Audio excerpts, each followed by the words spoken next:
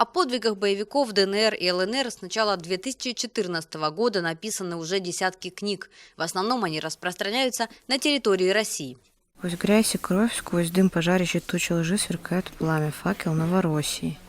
Появление таких книг на рынке Украины вызвало резкий протест. Когда начали исключать фильмы, то выяснилось, что слишком много говорилось о том, что украинцы хохлы, что мы второсортные, мы придаток большой империи.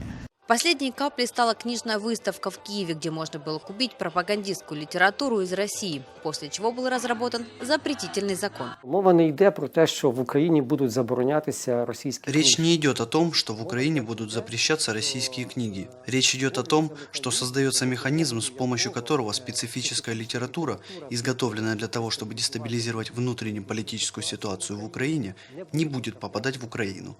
Проверять книги будет специально созданная комиссия, в состав которой войдут писатели, издатели и чиновники. Они же и будут выдавать разрешение на распространение книг, напечатанных на оккупированных территориях и в России. Правда, точные критерии еще пока не определены, все на стадии разработки.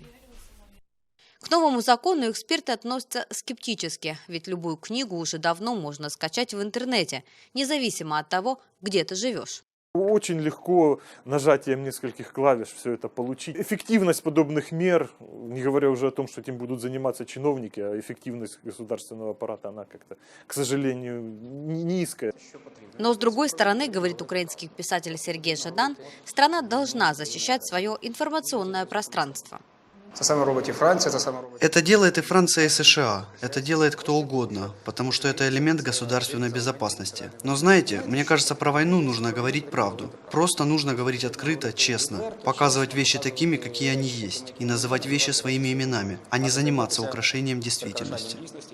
Однако перегибать с литературой о войне нельзя, говорят издатели, ведь она попадает на мировые рынки, а это очень плохо влияет на имидж страны. И здесь даже не важно, в каком контексте показана война. Сейчас, к сожалению, в мире Украина, вот если спросишь у иностранцев, какая у вас ассоциация, это война. Инвесторы просто боятся заходить в Украину, потому что если всем рассказать, у нас война, то, конечно, никаких инвестиций, никакого притока иностранного капитала не будет. Российская пропаганда есть и в учебной литературе, говорят издатели. Та ситуация, когда Украина и Россия находятся фактически в состоянии войны, и при этом в школьной программе есть такой предмет, как русский язык, а, соответственно, когда изучаешь русский язык, должны изучаться какие-то факты о России. Понятно, что сейчас некоторые вещи смотрятся весьма неоднозначно. Чтобы избежать скандала, издательство отозвало все пособия и заменило их на новые за свой счет. Как после выяснилось, эти учебники были одобрены Министерством образования еще в 2013 году.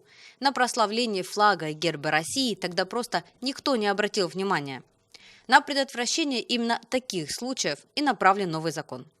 Ольга Калиниченко, Илья Никонов. Настоящее время. Харьков, Киев, Свердловск.